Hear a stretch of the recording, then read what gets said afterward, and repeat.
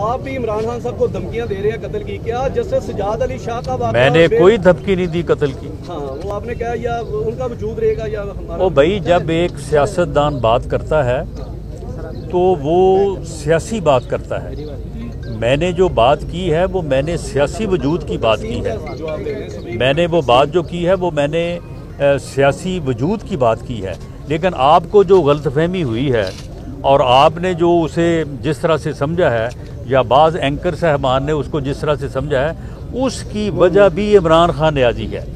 यानी जो भी बुराई है ना, वो जहाँ से भी आप पकड़ें वो जाके ख़त्म जो है वो इमरान खान न्याजी पे होगी। उसकी वजह कि वो रोज़ कहता है कि जी मुझे कत्ल कर दिया जाएगा, रोज़ कहता है जी मेरे ख़िलाफ़ कत्ल के मंसूबे बन गए हैं, रोज़ कहता है कि जी मेरे मुखालफिन मुझको कत्ल करेंगे। उसने वज़ीराबाद के जो इंसिडेंट है उसकी उसने एक झूठी FIR जो है वो हमारे ख़िलाफ़ जो है वो रजिस्टर करवाने की कोशिश की।